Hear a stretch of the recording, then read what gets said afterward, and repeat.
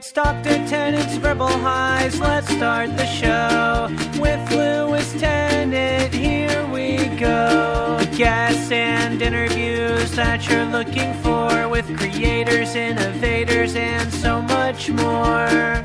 For all episodes and further info, verbalhighs.com is the place to go. Welcome to Dr. Tennant's Verbal Highs. My name is Lewis and I am the host of the show. I've switched up the intro for the first time in about 100 episodes. Some of you will be missing a podcast podcasted from Tamaki Makaurau, Auckland, New Zealand. There it is. I do wonder how bands like Rolling Stones and Metallica play, their well-worn ditties over and over with such enthusiasm every night, when I kind of feel weird and robotic doing the same intro episode in, episode out. But there you go, I switched it up. I put vibrato on that chord where I don't normally this episode. I switched the bridge with the chorus. It was all on the intro. Mind you, I don't have 100,000 screaming fans in front of me.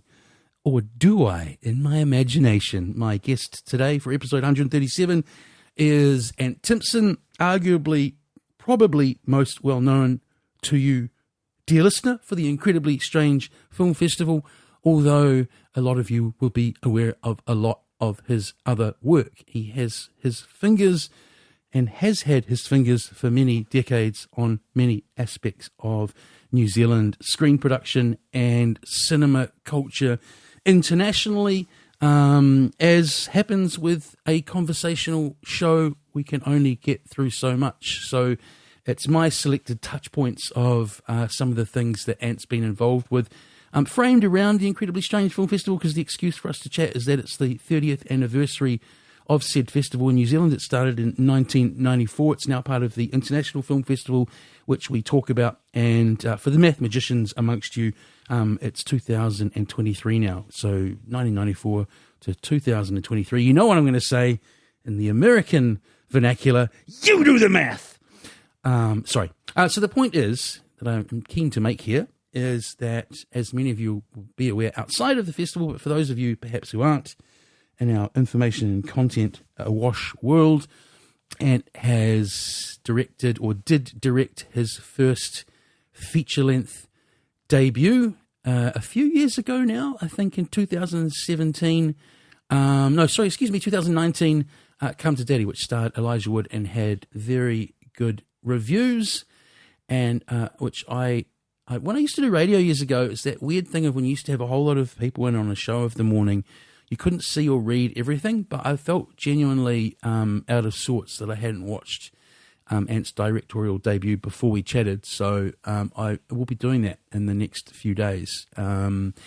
Another feature-length film has been announced. It's not only been announced, it's actually on the cutting room floor, which is something that obviously doesn't exist anymore. It's in the editing stages. And that is also a project with Elijah Wood's front and centre, and that is not Elijah, discusses the broad plot of that film later in this chat. We kind of philosophise around the loose bio piece that these chats are about things like censorship and so on, just things that come on up while discussing film and the culture and society that surrounds it, for better or for worse. I mention, here's how to turn a mediocre life anecdote into something hopefully a bit more exciting. I mention Homer Simpson's barbecue as a reference to how poor I am at any kind of fixing or, home handyman style activities in this episode. And concedes that he is similarly awful with a screwdriver and a YouTube instructional video. And I thought, well, that's a pre-digital meme way of transmitting a meme, right? It's an analog meme, if that's the best description. It's an orally disseminated meme, perhaps an orally transmitted meme, where I relay to one person a scene or a moment from pop culture, and they know that and know what it means. If I'd said I homered it into the hedge, I'd ask some modern people to know what that meant. But anyway, point of that is, I finished the conversation with Ant. He left. I had some, here's the banal life turned into an anecdote. I had some outdoor cushion covers from my outdoor settee in the washing machine, and when I went to put them back on, the filler, the foam, was very, very, very, very hard to get back in, and one of the zips broke. And so I was going to record this intro yesterday, but 2.5 hours of broken zips off other things I shouldn't have taken zips off, and YouTube videos and pliers and kitchen knives later, that cushion's got a new blimmin' zip on it. And if you need a zip replaced, you call me. Okay, I'm going to get out of the way. Thank you very much to and a great conversation. A get in terms of getting someone in my books. You can find more of the show at verbalhighs.com. If you'd like to like or follow, if you're not already, or leave a comment, it's really, really helpful, especially for these passion projects that are delivered for free to you, the audience. You can subscribe, leave a comment at Apple Podcasts. It's not even subscription, is it? It's just following or whatever it is, liking. Oh, God, forget all the different terminology these days. I'm at Verbal Highs Podcast on Facebook, Verbal Highs on Twitter, verbalhighs@gmail.com if you want to get in touch. I'm always after guests. It's getting harder and harder in that department. I think I'm having a thought about winding this down, actually, and moving on to a new podcast project after many years. I think I might be stopping this at episode 140. This is Dr. Tennant's Verbal Highs. So he's got a whole lot of pinballs in his basement, yes. Yeah, and how's your volume? The volume's good. 1-2-1-2. Yeah, no, and we were going to. This is when there was. We had a big shared warehouse. We were going to get a couple. Yeah. But then the prices at that stage were just a bit exorbitant, a bit crazy. Well, here goes a 90-minute podcast on collecting pinball in New Zealand. But we're both grinning at each other. Yes, and you're probably aware that in the late 90s, it pretty much died off business-wise in terms of new machines. So a bunch of guys like the guy that you're talking about were paying like $2,000 for a machine that now would be worth 12 or 13. The market's gone. Yeah. So I think that guy in Remuera bought a lot of his back then. Right. And then there's another, it must be something to do with having the name Dave. There was a New Lynn one as well, a setup. They were called Arcade Games, I think. Something generic like that. But they seemed to be, they had a massive warehouse full of old boards, and they were doing everything though, not just pinball. They were all arcade. And then you've got all the guys who've got like one that they've had in their house 20 years that no one knows exists, like, so they're just everywhere. But you got to be, you need a few skills if you're going to have one. Yeah, I owned one real one a few years ago, and that was modern, which means there's way less hassle to them. But even that, when something went wrong with it, was like, yeah, these are a labour of love. Very much. So all of this, folks, breaking the fourth wall, is because I've just finished building a virtual pinball machine. And I was very happy when Ant came in the first thing and said, "What's that?" Stunning. Yeah. Jealous. You have all these films in the festival every year, and I heard you in passing on something you were being interviewed for, your pick of the festival, which must be hard because it's like, that cliche of they're all my babies, but you said Hello Dankness. Wow, man.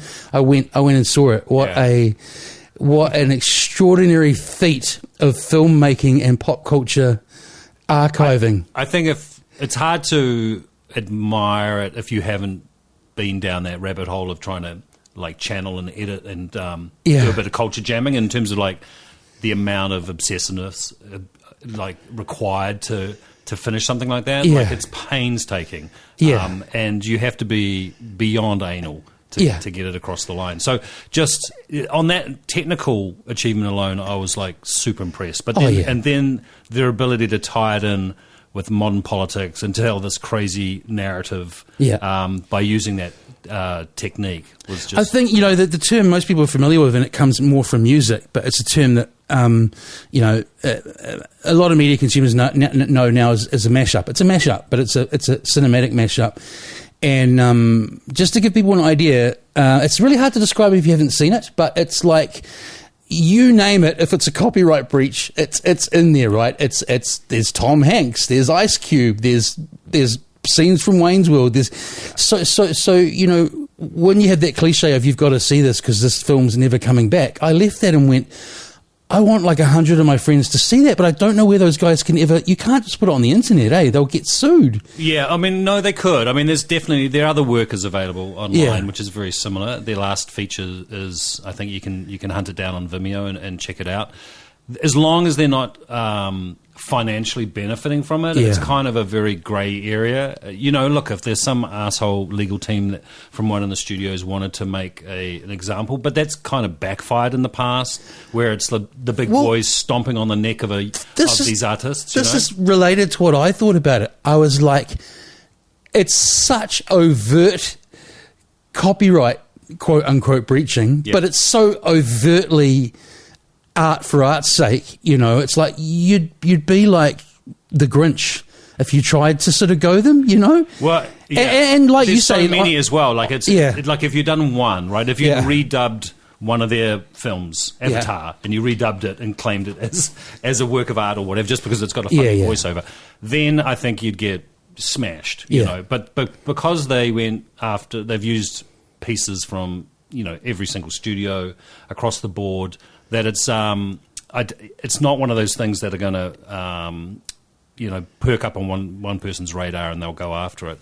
It's weird because there's been when it comes to public domain, there's an argument where you can, if you use existing public domain from various sources and put it together, you can copyright that as a new material, as a new work of art, and then you can make money on it. But that's all public domain. Studio films, bits and pieces being stolen, rotoscoped all together, and then creating an entirely new narrative feature. Yeah. So, and the depth, and it's sort of one of those things. If you're listening and you haven't seen it, but I'll keep going. The depth of what was sampled and reappropriated and flipped. Like at one point, there's 2 Teenage Mutant Ninja Turtles chatting away in a sewer, and I went, "Oh my god, that's the voices of the 2 hosts of Reply All, a big American podcast I listen to." Yeah. So half the fun of the film, I was sitting there with my buddy Daryl. I said to him at the end, I said, "Between you and I, we would have recognised."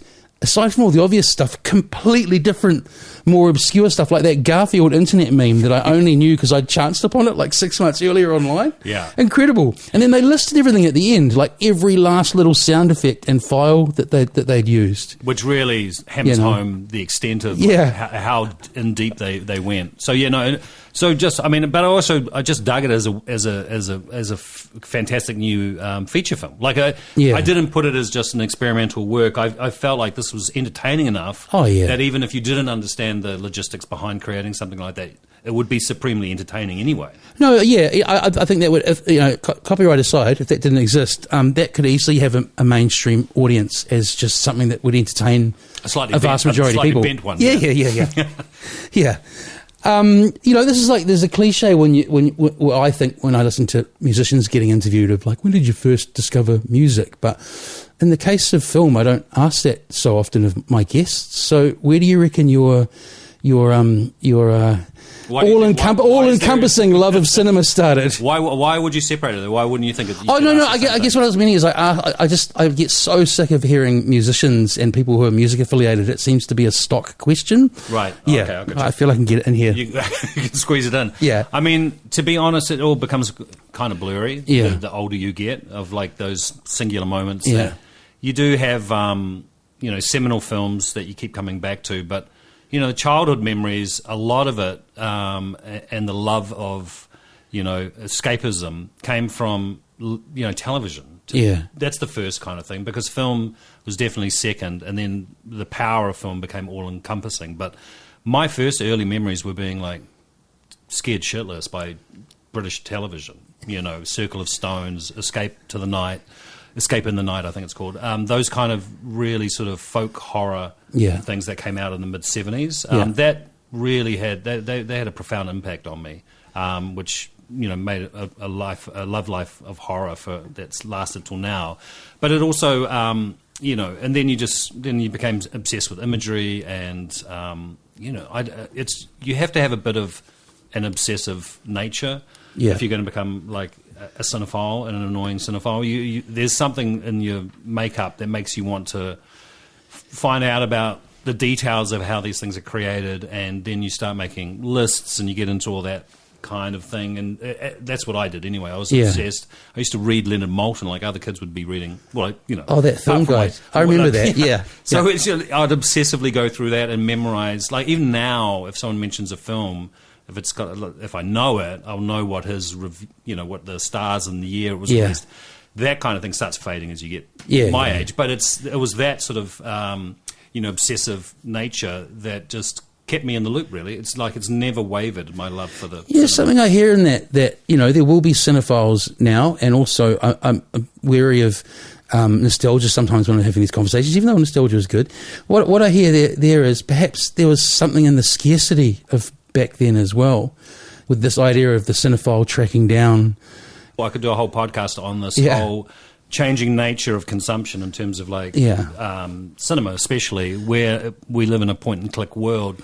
Whereas this, a lot of that early stuff was the Holy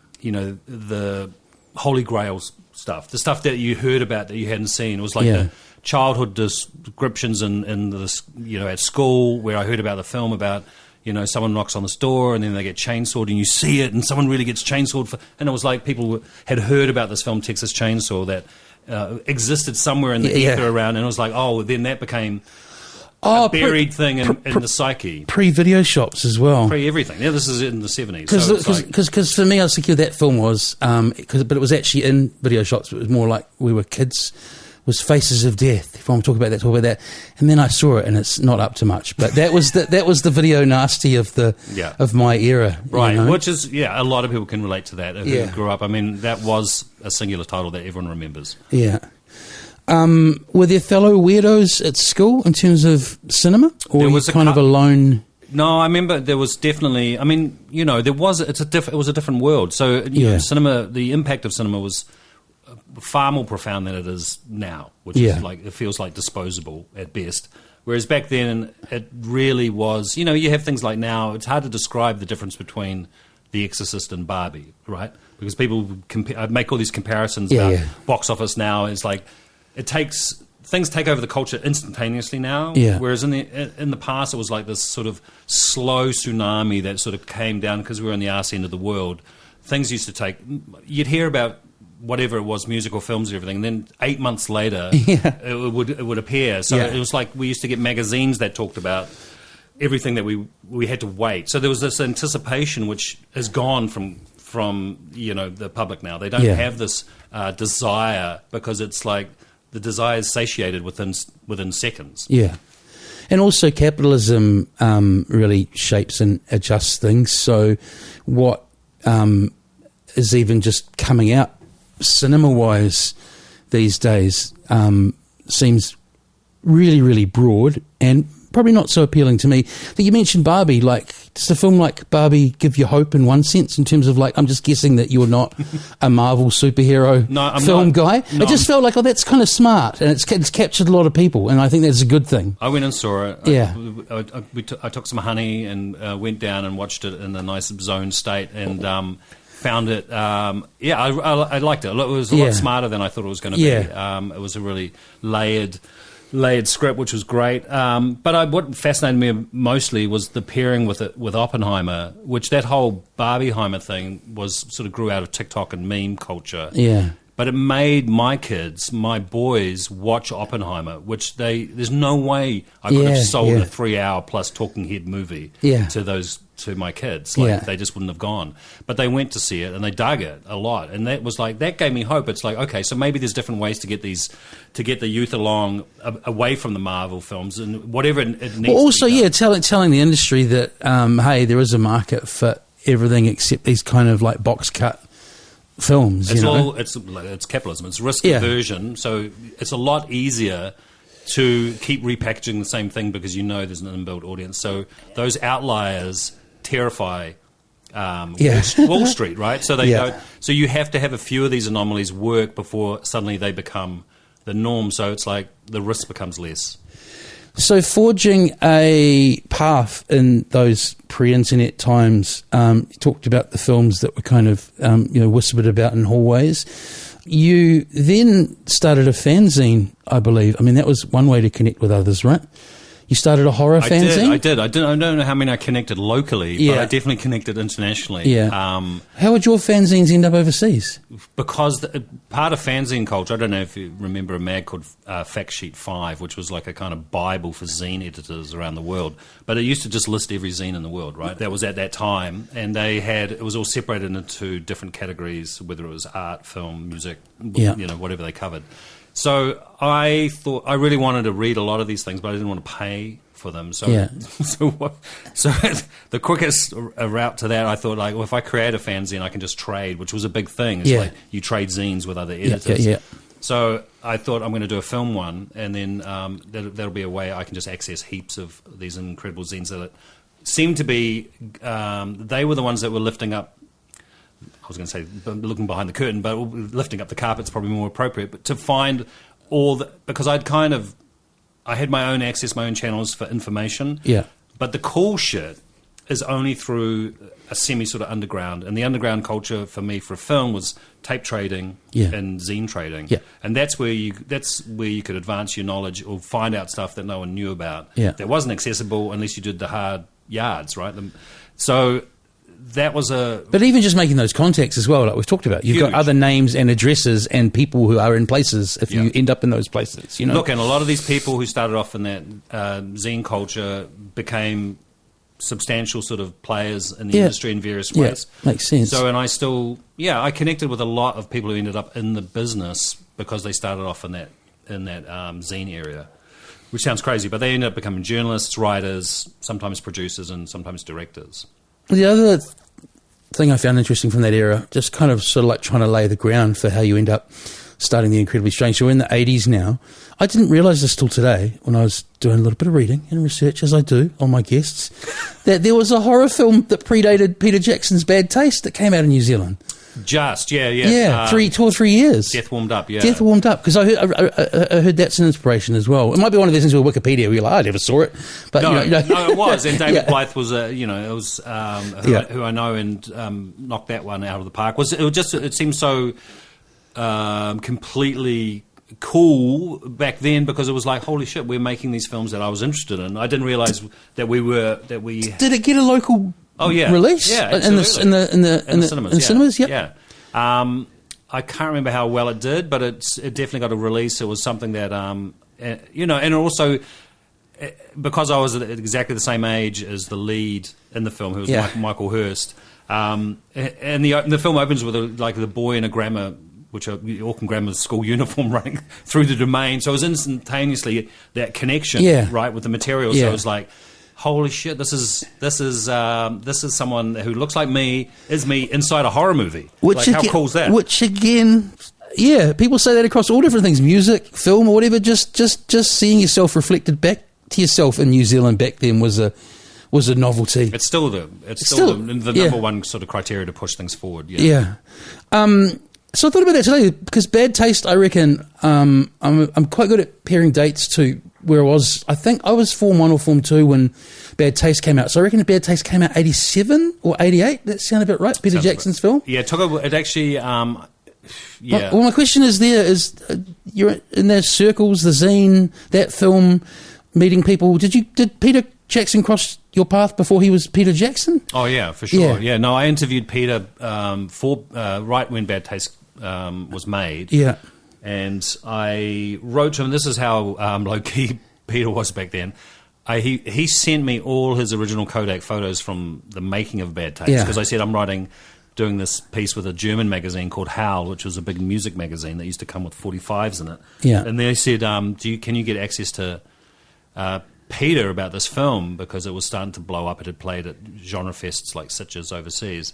And so I just wrote to Peter and said, can I interview you? And I did a sort of an interview with him, and he sent me all these incredible photos. Like, I think I was supposed to return them, but I don't. I think I might still have them somewhere in a box. Be careful. Some people have got those memories where he still knows that you've got those, but he'll never say anything. He's fine. I'm sure he's got duplicates. You reckon he'll be fine? He's a guy who keeps copies of all that stuff. He's got he's building a museum for eternity. I knew very little about the guy for years, but I just remembered this now. I heard a remarkably open conversation he had with don't know how much of a podcast listener you are, but that guy Mark Maron that does WTF. Oh, I didn't even. I know Mark, but I never knew he did one with Peter. Yeah, you should have a listen. I'm assuming that you know Peter. As I say, I certainly didn't realise he's such a New Zealand well-known public figure, and that was kind of the most of Peter Jackson, the person I'd ever come across in the 30 years I've known of him, you know. No. Well, they usually, you know, the whole idea of you never get that meaty, you never get that length of interview. It's normally based around whatever the work's happening at the time, Actually, right? that's true, yeah. And that horrible thing in that world where you've got to answer the same 3 questions over and over and over for 12 sort hours. Of glazed look at junkets that the And I think often in New Zealand, at least back in the day, we'd often end up last. So if you're a New Zealand media person, you're asking that. You come after Guam. Now, did you get kicked out of uni? No, I know you didn't. I read that somewhere you wrote that, and I'm like, he's made that up. You decided to leave your law degree, right? No, I did. I got. How do you get kicked out of uni? From the proctor in Dunedin. Yeah. How do you get kicked out of uni? I don't know if it's they told you to take a forced sabbatical is basically what it was. So there was a couple of us that ended up. What in that. did you do?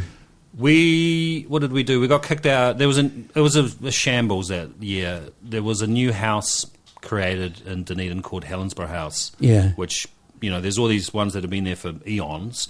And then because of the student population grew, they thought, we should get another one. Let's just turn this old nurse's house that was further out of town into a student hostel. But they had the person running it had no previous history of running it. She was sort of an ex-nurse who suddenly became the director of the thing. And it turned into Animal House relatively quickly, you know. So a terrible place to study, but an incredible for your social life.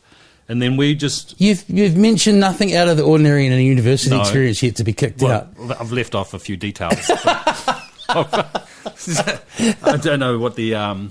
You kept turning up with your socks down. You kept saying, "Pull your socks up, Timpson.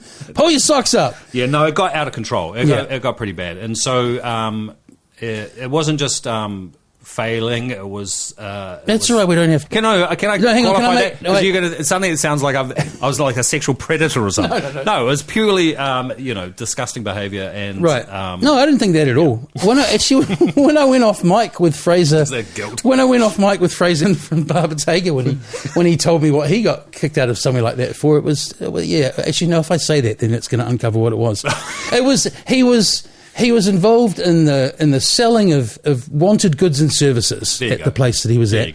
You know, if I could turn lemons into lemonade, yes. At the same that led to you organising quote marathon film watching and keg sessions for students. That sounds great, right? Yeah. So what I'm getting at is you're already thinking about how do I get things happening? How do I get audiences? How do I get people to come watch films? The ugly part of that is that even back then I was working out how to charge money for people to go see films. I charge my... That's not ugly. Why is that ugly? It's like part of trying to get something happening. It seems weird because there's a few dodgy things. It was basically you can't just play films and charge people money unless you clear it. So, but yeah, there was a very early... you could call it like a sleepover film weekend that turned into like... the sort of early beginnings of what eventually became Incredibly Strange. Well, actually more of the movie marathon, which is what it was.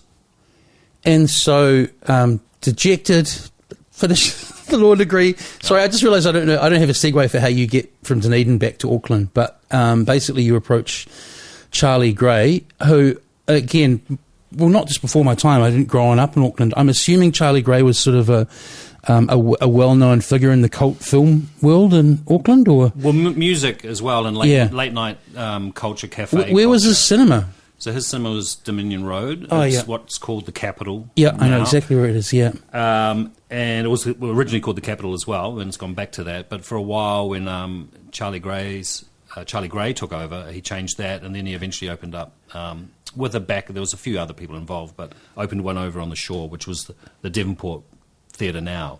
So they had two imprints in Auckland. I ended up managing one of them. And was he pointedly showing non-mainstream films, or did he have general cinema releases as well. So he'd do stuff like Rocky Horror on a Friday night or stuff like that. He did that stuff, which is, also associated with the Hollywood. That was Rocky Horror's home originally. And is still now, I think. But it's, so Charlie was more into the sort of burgeoning cool art house scene rep. So new art house films crossed with that sort of classic repertory cinema. Yeah. Whether it was Brazil or Diva or Blood Simple, just, those sort of perpetual art house hits that kept coming back. But very much it was new films at that time that have now become, art house classics. And then if he was already interested in, I guess, interesting or more fringe film, what do you approach and offer him? Just that you wanted to do a run of a particular lane of films, or no? No, that was different. It was more. That's actually from a kind of two memories that have now crossed wires. What happened is, I was a dog's body for Charlie, because I was obsessed with cinema and said, how can I do anything? It was like deliver crap, hand out flyers or whatever, that sort of level. And then I started to get access to film prints through friends offshore, and I pitched the idea of a Bad Taste Film Festival, which was, and he seemed gung-ho with it, and he had a few films that he didn't know what to do with, and so it was like, let's package them up, call it the Bad Taste Film Festival, and it kind of it was a great fun event, and I supplied some films for that, and that was the kind of the first taste, and that probably was. When's that, like late 80s, early 90s? Yeah, that was it was mid to late 80s. Probably 88. And then the last piece of the puzzle, at least the way I have chosen to frame your life today, is before the Incredibly Strange started, is alongside that, I noticed that you started getting films on here that weren't picked up, and the one that has been cited as Slacker, which when I looked at it, you got into the cinemas kind of a couple of years after it was made. So there's obviously a gap there, right? Yeah. I started a distribution company in 93. Yeah. So that was pretty much around the time that, after I'd been managing the art house for a little bit. And then saw a gap, did a business course here at the same time in Auckland, and got a grant to start that distribution company. I can't remember how much it was, but they paid you you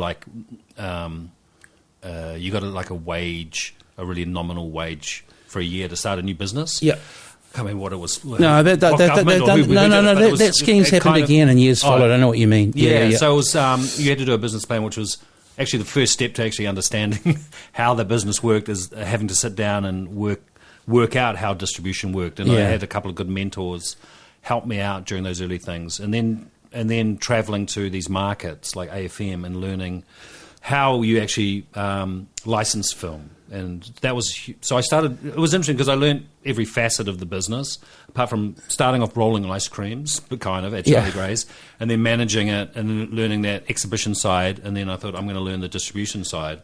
And all the last two, rolling ice creams hasn't really been affected that much by, the internet. They're pre-rolled now. So, yeah, that's right. But, even when we get incredibly strange, it's like, that's one of the things I thought of today is like Shivers pre-internet, fax machine, some context. It's a big job as a newcomer to, I'd imagine, source both prints and permission before you even get them over here to distribute, right? Like, how did you go about that? Like, especially like, say, a film that is, I'm just totally riffing here. Yeah. It hasn't been around for 10 years. You can't just Google or try and find out how many prints there are, where they might be. It's a feat. Whoever owns the licensing for the title will supply all those materials to you. So they're called deliverables. So but where do you find those in a pre-internet world if there's not a copy of it here?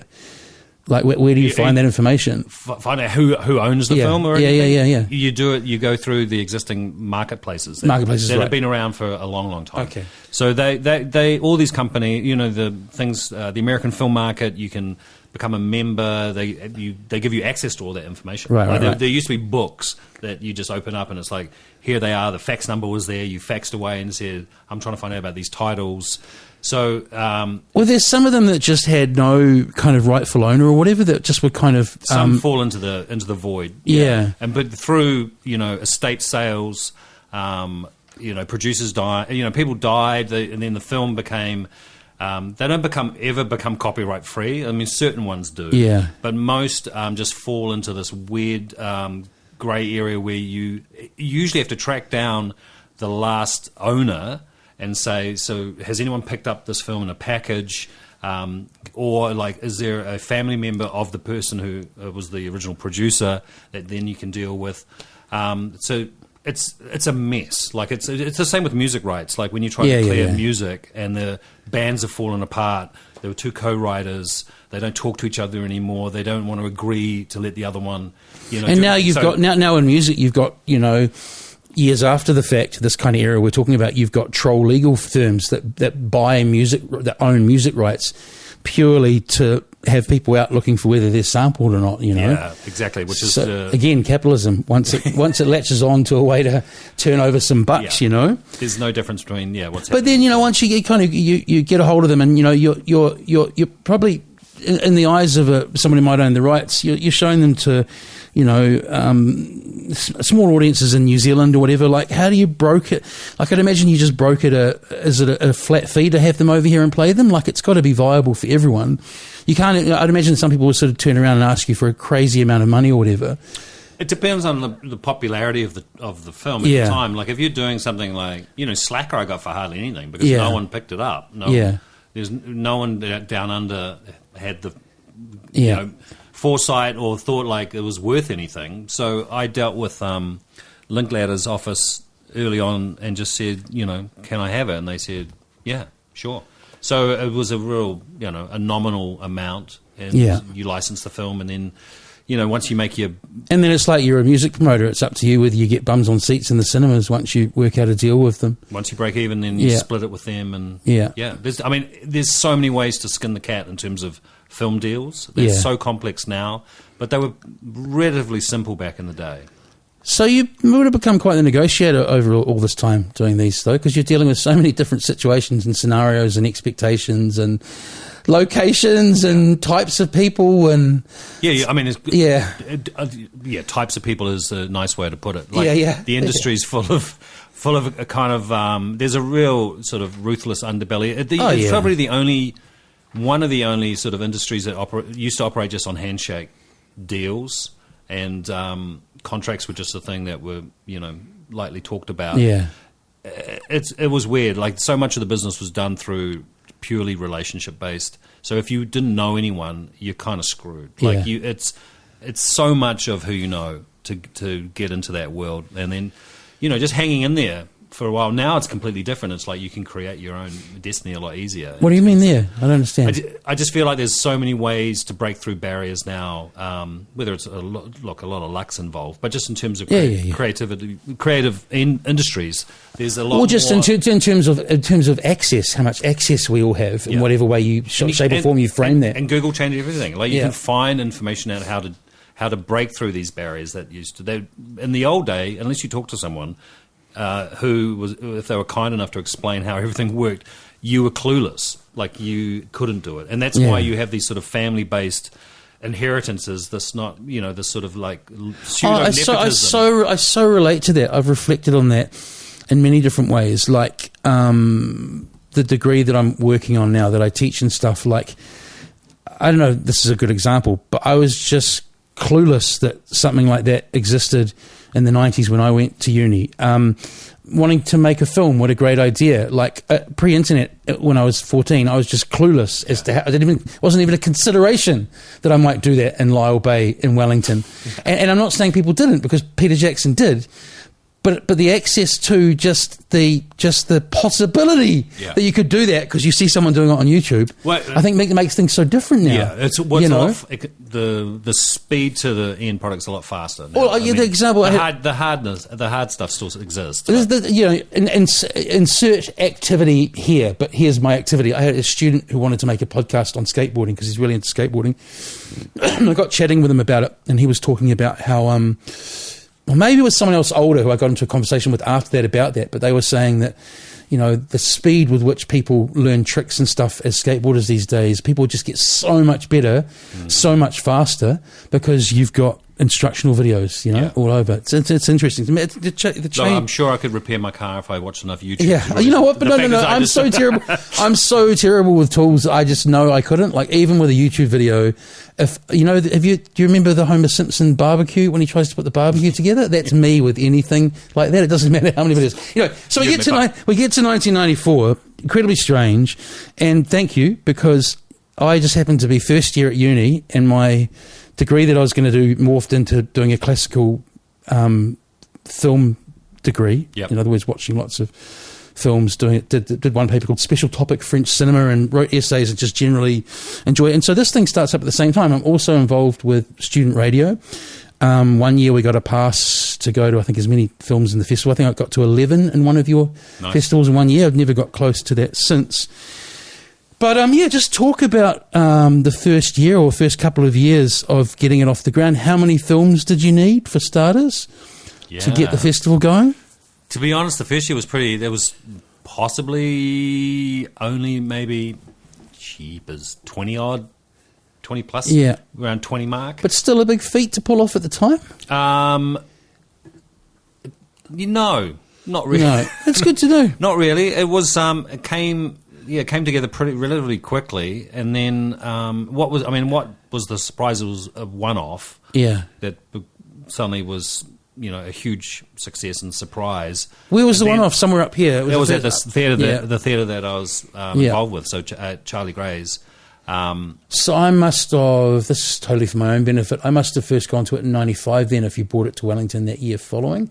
It's definitely somewhere. No, we did it in '94 in Wellington as well. Yeah. So we quickly decided to the surprise was a success. You must have reflected on this. I think it's very of the era. I think that music that for years had been considered really weird or fringy or out there was like becoming accepted. Like Gen X culture was sort of at its nth. Alternative. I just think the timing was really good for it in terms of what the public wanted, and New Zealand was, for my money, starting to suddenly feel much less stuffy than it had in the past. 94. Like I remember pitching to. Does any of that relate to you? It did. Yeah, hugely. Yeah. And I was in Austin in the same year, right? In '94, where I sort of did a lot of the sort of research and connection to start the festival. Yeah. But that year, specifically in Auckland, '94 was a pivotal year for like pop culture. A lot of things happened. Big Day Out started. Fix magazine started. Pavement started. World started. Like there was just so many things started that year, and we were part of it. It just felt like a real explosion of people getting behind event-based creativity. Yeah, so, you're right, and there were fashion labels started. I'm not saying all of this hadn't happened in New Zealand before, but there was a lot more of concentrated in that year specifically. And there were things supporting other things like magazines, supporting events, and growth of like cool companies that were very supportive of what these people were doing as well. So and money makes things move a lot faster. So it was just a kind of golden era. For that, and I think part of it is like New Zealand coming of age as well, despite a lot of those global phenomena, like I say, like alternative music going mainstream and all of that. New Zealand's a young country, and we're a bit daggy, had been a bit daggy, and we're just like becoming a bit cooler. I think I seriously, I think it definitely felt like there was a moment in time where it felt like there was a lot of fun stuff to do. It just felt alive. It felt alive. And I think you said around that time some of the screenings just deteriorated or maybe elevated into just being parties before film screenings, right? They were. It was the very party culture around the festival, mainly because we you know, we didn't come from any background. The team that I worked with were just great mates, and we just didn't have any sort of structures or idea of how anything was done. Yeah. We just knew how to drink and watch films. That was kind of, we wanted to create the living room atmosphere on that sort of scale. And it was easy to take pot shots at the sort of existing mainstream cinema festivals. So we used those as sort of, you know, we were the anarchist film fest, and then, you know, made fun of the sort of straight-laced lobster fests. Yeah, why did you say art lobster? I heard that in the last couple of days somewhere when I was it was just a term. I don't get that reference. What's the lobster thing? Art lobster. Is it sort of eating flesh food and watching watching the piano? Like, what is it? The background of it is like the sort of like the snobbish culture. Yeah. Someone who would have an hors d'oeuvre with lobster on it and drink wine and watch a Swedish film. Yeah. So art lobster became a synonymous term for those sort of people. Okay, but, you know, the criteria, I'm really interested in this. There's 100% a method to the madness. What's the criteria for the films, you know? What I liked is rewarding, and I put a slash here, and or rewarding and or challenging cinema is what you've been on the record as saying. Yeah. I mean, what's the reward? Look, you can't... I felt like Paul Holmes then. What's the reward? Drop. The reward was something that hopefully lasted longer than the walk back to your car after you've seen it, which feels like a lot of the time with mainstream culture, it's very forgettable, disposable entertainment. Yeah. So a lot of this cold stuff, there's a reason why there's such longevity behind these things. Yeah. Is because they dig into whatever small recesses that you've tried to hide away where this disgusting human lives, and and sort of tickles that area of your id that ingrains itself with you and lasts a lot longer. And, you know, for some people it could be instantly forgettable, but for the right audience at the right time, it just becomes something that becomes part of who you are and becomes a reference point for everything else that you see and watch down the line. So have you seen every film before you go in? Yeah. Yeah. Yeah. Yeah. Yes, that's one of the criteria. Sure. I feel silly for asking that. No, but in the old days, they were films that I already knew. Yeah. Like, they were films that... The reason I asked that, I was thinking if something's really hard to source, do you just go, oh, God, from everything everyone said about this, it's going to turn up on Tuesday, we're screening it on Thursday, I'm just going to go with what a whole lot of like-minded say. That's kind of more what I meant. Right. No, that's happened maybe, like once or twice when it's been something huge. Yeah. And there's been such security around it, there's no way to see it unless you saw it at Cannes or something. So the festival in the past has done, probably shown films that have premiered at Cannes, and then they've got to secure it. Did it go under the radar for years in terms of, like, trying to remember that woman that was sort of the poster for conservative New Zealand? Mary Whitehouse. No, Patricia Bartlett. Patricia Bartlett. Yeah. Did those of that ilk take a few years to cotton on to the festival in terms of when you started? No, not her. I know she's pre that, but I'm saying, like, you started to get the classic conservative response to the films you were saying. I'm saying, did it fly under the radar a few years before people like that started spotting it? When did you start to feel that? Feel those people?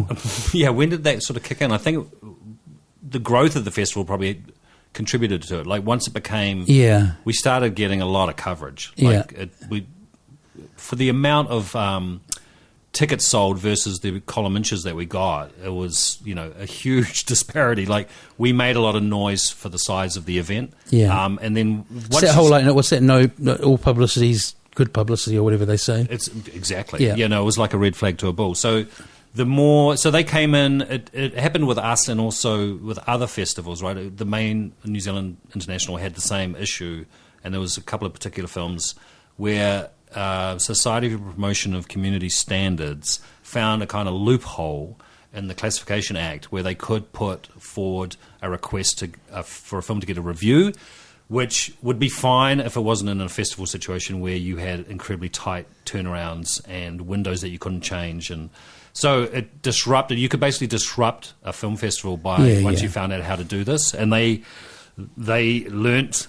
He was very this guy running it was very savvy legally and had got a head on his shoulders in terms of how to screw us.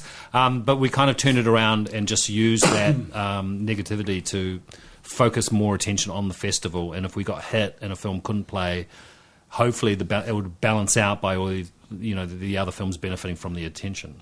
I wonder what his outlet was for those dark sides of his personality. You always wonder that. He had a zoology. He was a zoologist. He was a zoologist. Was his major, and he had a cicada named after him. What was his angle? Christianity?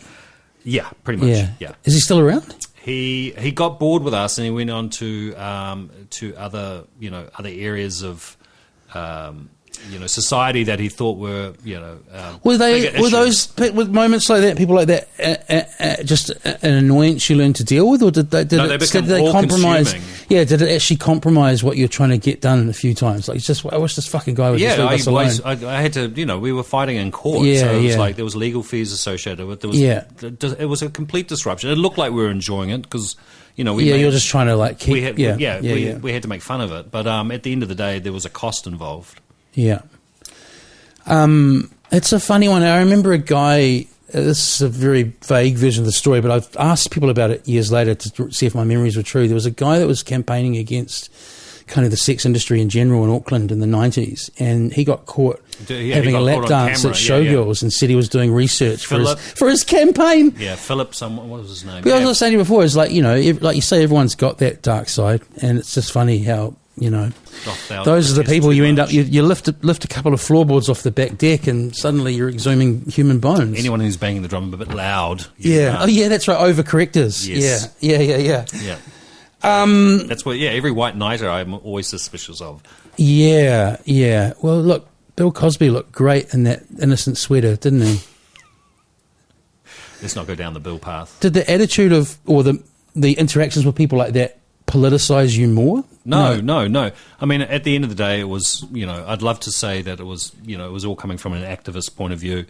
Or that's a better way to put it. Did it make you more of an activist? Because you're just a guy who wants to like people to see far out films. Yeah, exactly. But did it make you dig into that, dig your heels in more? A little bit in terms of all the issues surrounding censorship and classification have always been part of a dialogue that I'm interested in, and the changing nature of society and how that shifts over time. And are we behind the ball? Are we ahead of the ball? I mean, it's I find it fascinating. I still think it's kind of archaic that we have this organisation that says you can watch this and you can't watch this. The film and video classification people. And the classification office in general. But it's, just because everything's accessible. They feel very, There's a Victorian. whole lot of... That's right. This is a problem the world faces in general at the moment, I feel.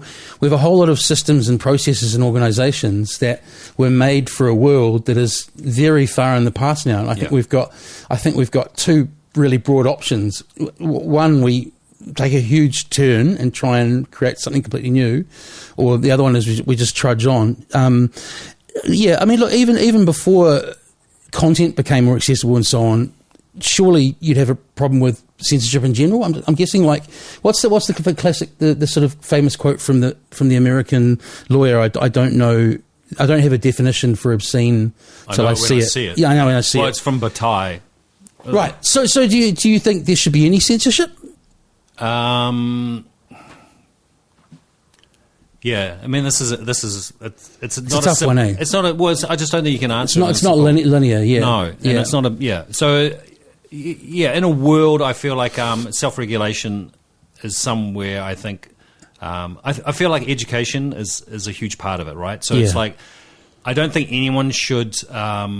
Like, you don't watch anything completely blind, right? Yeah. So usually the onus is on you to understand what you're being presented with. Yeah. Like, find out information about what you're gonna view. So you can't suddenly say, I'm completely horrified with what I just saw. Informed consent or something like that. Yeah. So when those occurrences happen, I feel like there's been a sort of either communication breakdown or one or other, party has dropped the ball somewhere along the line. Yeah. But there is a world where distributors or whatever, or cinemas or whatever, can regulate much in the way that, you can't control what happens in a living room, but we think you can control what happens in a cinema because it's like there's regulations around it.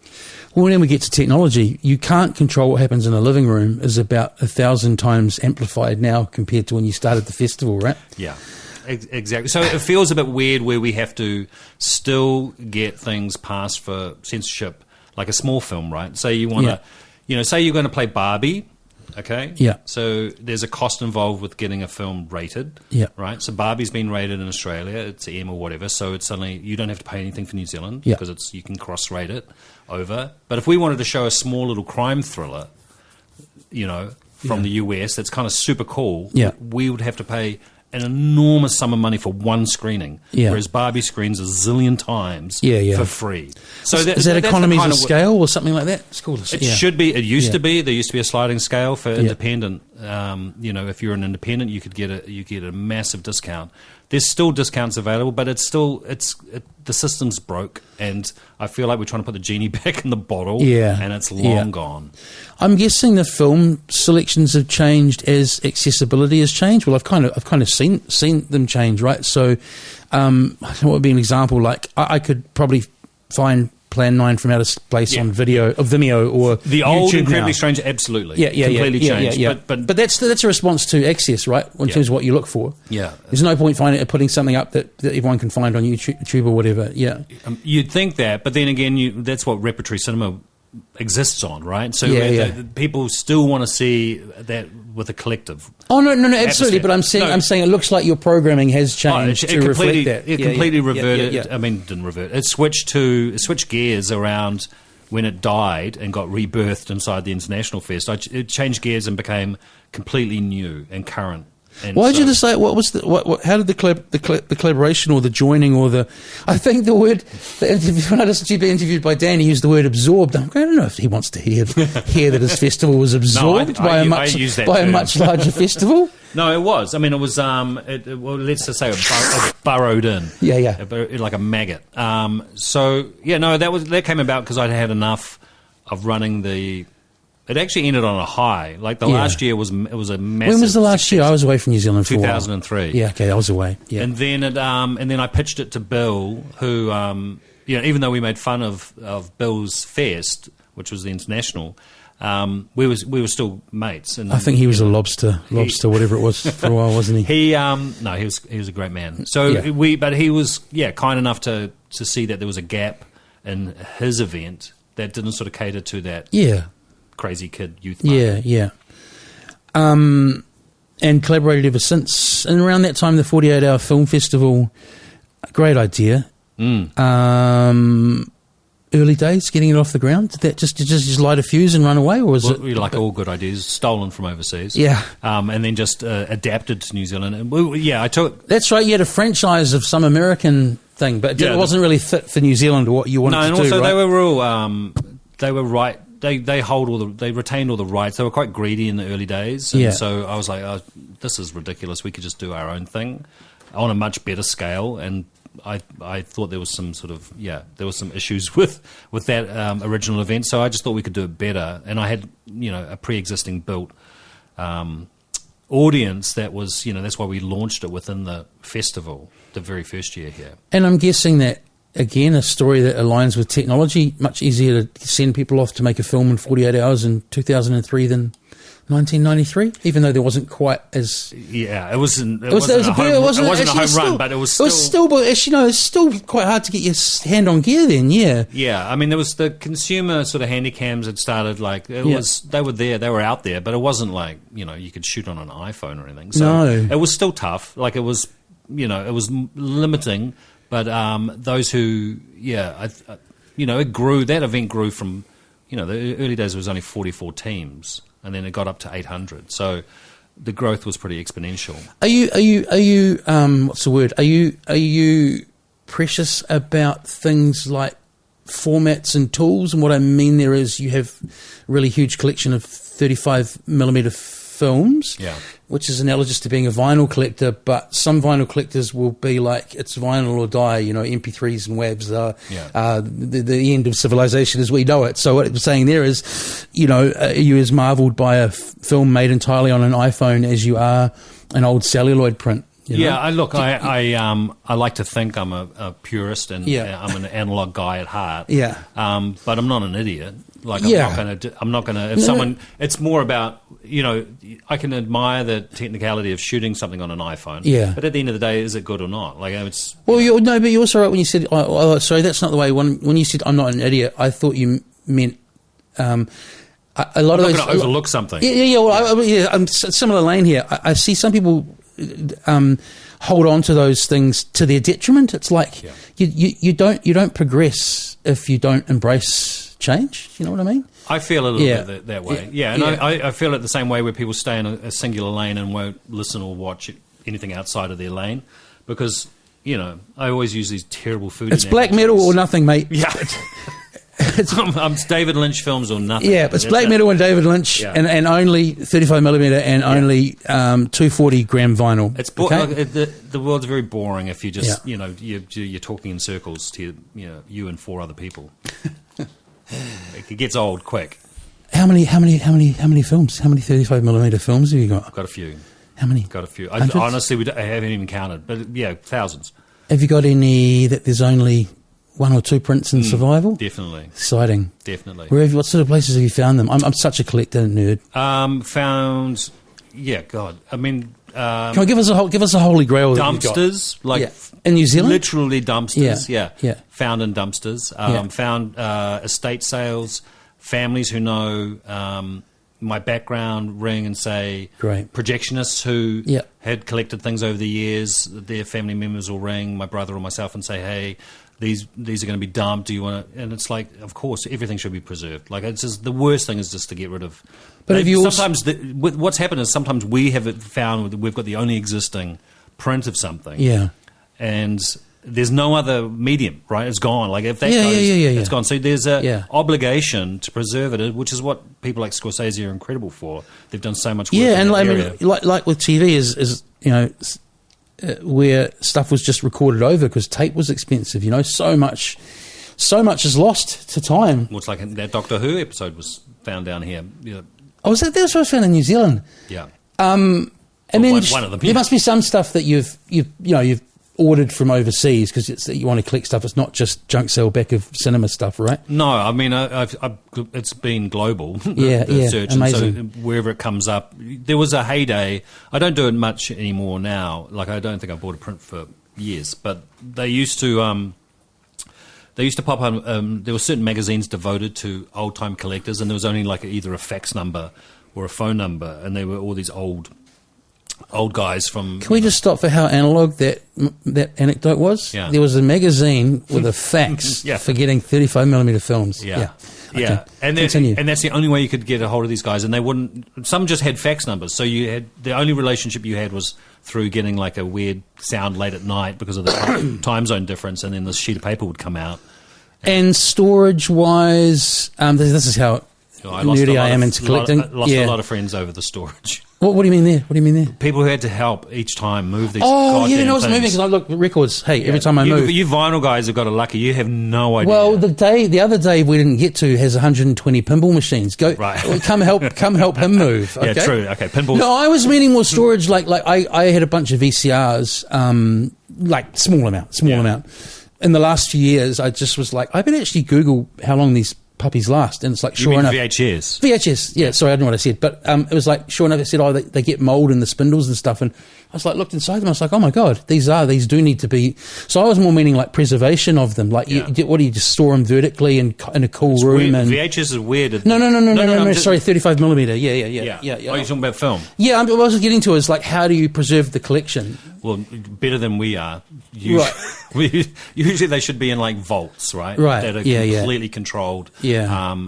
But we've got a lot stored at Austin and at the Hollywood itself, and they've got a great vault set up there. Oh, in Avondale. Yeah. And so that's looking after them. But yeah, they come from backyards, they come from garages. There's a disease amongst film collectors called vinegar syndrome, and it smells like salt and vinegar chips. And when you have that smell, you know that the print's life is quickly right, because the images are starting to separate from the film. It starts liquefying basically, and it spreads. It's like I know what you mean. STD of film. Yeah, no, I think that's exactly the same with reel tapes for audio. I think the same thing happened at the radio station I was working at. Same chemical. Yeah. But still collecting them when they come along. I guess it would be like there'd be less and less of them about now as people have kind of shed That's the thing. There would have been an era where like a whole lot of cinemas and stuff would be like, hey, we're getting rid of these, right? Yeah. I mean, this is usually it's all the independent stuff, right? The stuff that's sort of lost to time. That was my focus, is like kind of exploitation, regional films, and Asian cinema and those sort of kind of niche areas. Yeah, and they just they came up in so many different ways. It was always a bit of a treasure hunt and kind of an excitement. Remember going out to weird farms in South Melbourne, way down the coast to meet people, like guys like Mario, who only had one name, like just dodgy wheeler dealers. They had like incredible analog collections of all sorts of things. And I mean, they just great adventures, you know. So guys like Mario just find guys' films. You don't ask many other questions. You don't want to ask too many questions. No. But just incredible setups they had. Like, they were also usually music folk as well. It's a crossover. So that's right. So that's where a lot of Hollywood still plays prints, and a lot of the time they'd be yours when they play 35mm stuff, I'm guessing. Yeah. That's amazing. And the vault is purpose-built for the cinema back when there were a lot of films being stored. Like, were they part of building a cinema back in the day? Was having a storage area for films? There was always a behind, beneath the screen or behind the screen. There was always areas in cinemas. I remember the Crystal Palace has got a huge area out the back as well. Most of those huge single screens had areas, small lobbies, but big basements. I think 2 or 3 years into your Incredibly Strange, one of your prints melted in Wellington while we were watching it from you. Was it a Bob Marley screen I went to? Something I went to that there was notoriously hardly any copies of went on the screen in front of us. That's just a jam in the gate. But is that repairable? Yeah, usually it's only like a frame or two that gets burnt out. It's when you see the burning on the screen itself. The film stopped and it just went... Yeah. So it's like losing 1/24th of a second, you know. So it's like not a big deal. How's New Zealand changed in the time that you ran the festival? Does it feel less conservative now? Or conservative in different ways? It's hard you can't. That's a hard thing to answer because you change. Yeah. Right. So it feels more boring, but that's probably just I'm more boring. Yeah. Which is the sad truth of the matter. You had kids, right? Things change. A guy that I talked to for something else said it's hard to be an internet freedom fighter now. I'm a dad.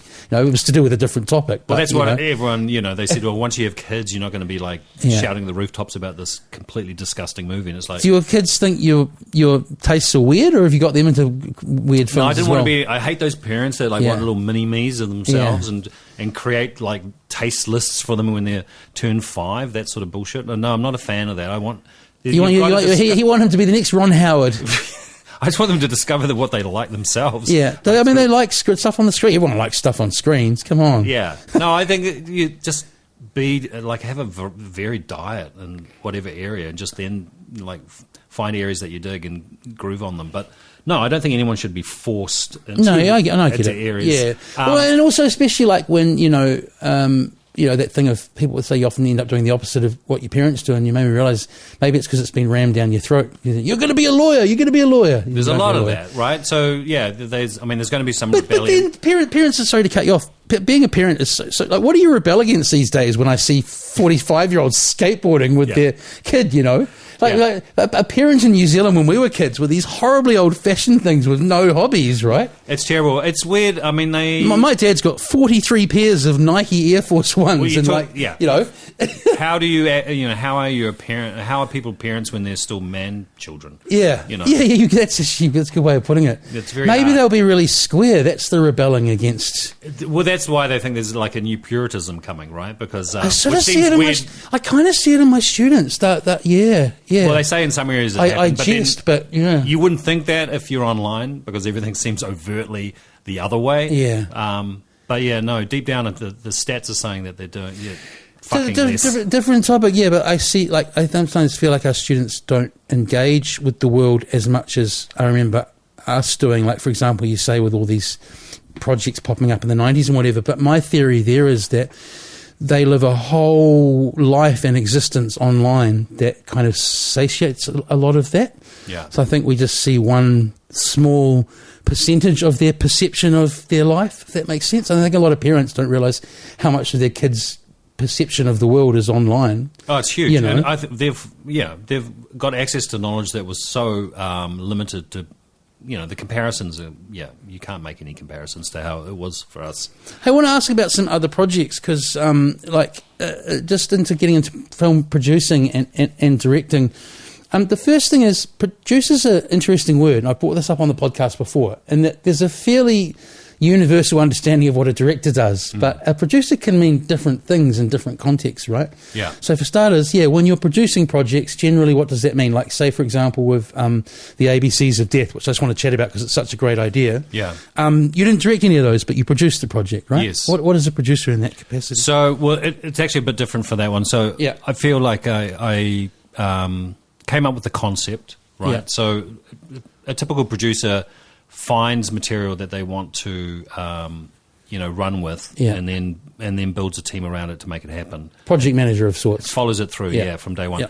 But ABCs was something I came up with as a creator, and then pulled together everything else and followed it all the way through. So it wasn't an existing. There was no. It was your concept. Material. Yeah, it was your concept. I didn't find a script, and then. So it was, came up with the whole ball plan and ran with it. And you found 20, because, the premise is very important here, folks, if you've not, so I need to see this actually after reading about it today. I'm not going to pretend I've seen something that I haven't. 26 different ways to die, being letters of the alphabet, finding 26 directors. You're quite good at corralling people, man. Like 26 directors for a project is pretty extraordinary. To be honest, a lot of the heavy lifting was done by my co-collaborator, which was Tim League, who ran this cool event called the Fantastic Fest International. So we both knew a lot of filmmakers because of running festivals. I've purposely been avoiding these "can you tell me your favourite" questions today because I know how difficult they are, especially for someone who runs a film festival and so on. But can you tell me your favourite way to die of the 26? Well, there's two ABCs, 1 and 2, right? Right. Look, I let's just say in the arms of my family. That's my favourite way to die. I have no idea. I go out with a bang. Who knows? No, I thought there was 26 in there. You choose. Are you talking about one of those ones? Yeah. I'm talking about me personally. Yeah. You morbid prick. No, I mean, shit. What am I going to say? That's right. Can I read you a review for 20? Read the worst one. We got some doozies. Disgusting. I can't wait for God to punish the directors of this movie and the actors who participated in it. I hope that whoever let their child, that's in capitals, into this capitals disgusting movie gets the worst punishment from God. That was from my mother. That one. No, look, that was. The whole idea was I just thought that sort of spoke to the opposition you came up against over the years. That's that person without. Yeah. It was Look, it was juvenile, puerile, a kind of fuck you to what we felt existed out there.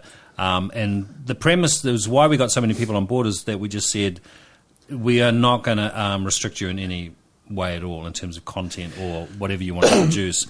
So it was just filmmakers cutting loose who had great. It's very rare that you do get zero interference. Yeah. When you create something from scratch. Well, the flip of a world of abundance is often with licensing and carriers and stream or whatever. The point is here, where can people see it now? It hasn't been lost to the ether, has it? Is it streaming anywhere? Or no, that's digitally preserved everywhere. No, it's all over the show. Okay, I'll watch it. I'm going to watch it this evening. No, you don't need to watch it. Why not? Watch the trailer. You get the sense of the whole thing from the trailer. Okay. The sequel. Why are you telling me sequel's better? Why not watch the? Oh, okay, I suppose. No, it's fun. It's just it's a series of crazy short vignettes, all strung together. I just told you I went to 11 of your festival films in 1 year. I think I might be the target audience. You could be. Yeah, no, it's it was of its time though. It was kind of what it is. We just wanted to encapsulate a scene and a moment in time of all these different sort of creatives globally. And put them all into one film. So it was it's a real mishmash of content. bit of I don't know if you call it activism, but it was either, this is where there is, I wasn't confused before, but I've forgotten which one it was. It was either with the Field Guide to Evil or ABCs of Death that some substitute, I shouldn't laugh, I'm laughing because she said she didn't watch it, it was her defence. A substitute teacher in the US put it on in class and got locked up, and they were actually going to put her in jail, and somehow you got wind of that and started... you kind of started financially supporting her trial or something, didn't you? Yeah, we raised money for her trial. So yeah, that was crazy. That was for the ABCs. Yeah. Of Death, the first one. That's outrageous. We were the second film ever to be like an obscenity case. In that state, in Ohio, which yeah. has some crazy laws, but it was Pink Flamingos, I think, was right. Which even in this mentioned in the same sentence as John Waters as like the highest sort of praise. Not for her though. It was a rough time for her, man. Yeah. I mean, it was a silly decision. Let's be honest. Her defence wasn't strong. It was the two things she said. That's why I giggled. Is I wasn't facing the screen the whole time, and I didn't watch it beforehand. No, to be honest, if she had watched it, there's no way it would keep playing. Oh, look, I've learned that with YouTube clips. Like, if I'm going to include those in my class content, watch them the whole way through. Sometimes people have added subtitles, or it gets messy. But no, the bit of that story that was worth telling is that you guys stepped in from the other side of the world, and somehow with Pacific Peso, New Zealand dollars, managed to help her. We did. We raised, I don't know, like, but she was exonerated, right? No, she did. She actually did some jail time. Right. Yeah, at the end of it. And the worst thing there is, like, America being the way they are with a criminal offence, probably more so than here, she probably isn't taught again. Taught? No, I think she lost her position overnight. Yeah, but I mean, reviving that after you leave prison is like when you're trying to get another teaching job. What happened? What happened with the last job? Well, there's a funny story there. No, that's lovely of you. And getting into directing, I wondered why it hadn't happened earlier, Ant, but it's just because you've been so busy, it would seem. I'd assume you've done a few shorts, but you did work with Elijah on a feature. Yep. Does that relationship, this is a total guess, come from the time he spent in New Zealand? Because you've worked with him a few times now. It didn't, actually. Yeah. It happened overseas. In Austin, we met each other through mutual friends and just spent hanging out time, watching films together. And obviously he had that background with New Zealand as well. I met him briefly at the wrap party for Lord of the Rings. That was the only time, and he wouldn't even remember it. But that was the first time. And then, we just became sort of mates. And then I pitched that idea. Which is Come to Daddy. And this is the question I've got for you. It's sort of like, and as I say, I'm assuming you've done some directing in the past, but it's all theoretical until once you actually go, shit, I've got to direct a feature film, right? Was it a huge task, or did it come natural after so many years immersed in cinema? I don't mind telling people what to do, so that's. But I feel like I have probably the best ability I have is to get people enthused about something. Yeah, and that's happened throughout my life. Is just if you have I feel like if you're authentic about your passion, people buy into it, and then they want to maybe go on this crazy ride with you. And filmmaking is literally that, going into war, going into battle, and people, they have to believe in, that. And do you think the flip of that is that if you're not like that, like film sets can actually be quite boring places if someone's just waiting to read 2 lines for a whole day, or... Yeah, it's a lot of, sometimes the crews, it's a job, right? Yeah. For those... But for you, most directors, especially in New Zealand, it's not something you're doing every single day. Yeah. So you come in with a bit of fire and brimstone about the whole thing. The excitement levels are through the roof that don't necessarily match everyone else's excitement for what you're doing. But it's your job to get everyone up to that level because it's hard, man. Making films is tough. It's sure it can be boring, but it's extraordinary. It's like I think it's extraordinary. It's sort of juggling or spinning plates or whatever the expression is, and dealing with so many different departments, different people, and kind of throwing a whole lot of puzzle pieces on the floor of a 2,000-piece puzzle, and then kind of trying to get them all back together again in terms of the moving parts. It is. And you've done it again, though. Done it. Well, gone back into the fire again. Yeah, no, it took a long time to, I think I was one of the oldest first-time directors. Yeah, that's what I mean. It struck me. I just thought it's just because the guy's been so busy with everything else in the industry. It was that, but it also I wrote a long article about it. I'm not going to get into it now, but there's various reasons why I didn't do it. But it's I'm glad I finally did, because it's... And you made a good film. Yeah, and that's always helpful. It came out good. Yeah, I mean, I still go to a dead guy's site to check whether I'm going to watch something first, and Ebert gave it favourable review. Well, not Ebert himself. No, that's what I mean. He's dead. He's dead. Yeah, that's a good doco. No, I had a good New York Times review. That's something my parents would have dug for sure. But and I got a shit one from Rex Reed, who was one of my film critic idols. Oh, really? He tore it up, which was amazing. It was one of the few bad reviews we got, but he called it the worst film of 2020. And I want to blow that up and have it featured on in the living room. It was incredible. You know what I really like Elijah Wood was in? I don't know if it showed here, but somehow I got it. Is that American remake of that Aussie Maniac. TV show? No, the TV show with the dog, Wilfred. Wilfred, yeah. That was pretty out there television. We had it here somewhere. Oh, did you? It definitely was somewhere. Yeah, I think, yeah. And so another film with Elijah, is that being edited or? I just came down. So I was with my editor Dan Kirsch up at a Post House Images. Yeah. And we're just we're in getting close to a final cut, and then we've got all the rest of the shenanigans to follow. And what's the general gist of that story? No spoilers? You know what? It's a real change of gears for me, from the guy who made Come to Daddy and ABCs of Death. Yeah. This is one hopefully parents can take their kids to. Yeah, it's nice. Kids with a weird sense of humour. Yeah. So it's about a has-been LA magician who ends up having to look after his daughter. You wrote this? I wrote the story with a UK guy, and then he wrote the screenplay. And it's kind of like just two oddballs who get stuck together searching for the mythological creature known as the Canterbury Panther in the Deep South. And so you filmed in the Deep South? Filmed all over the Deep South. Well, a big bet it was harder to keep the crew happy in that scenario. They weren't. Look. That was a tough shoot in some respects. Yeah. Difficult areas, but it looked incredible, once we got it. Yeah. It feels like we've come to our natural cessation. I didn't know what you wanted to talk. Oh, I looked today. I just got overwhelmed by how much you've done it. You've done a really real service to New Zealand film, so I didn't really know where to start. So I hope I've covered some of the things you expected. Definitely was a nice little nostalgia trip. Have you got time to try some digital fishtails before you go? Yeah, absolutely. What time do we get you? I think I got your car park till... I got your car. You got 15 minutes. Let's go. 400 games of pinball. All right.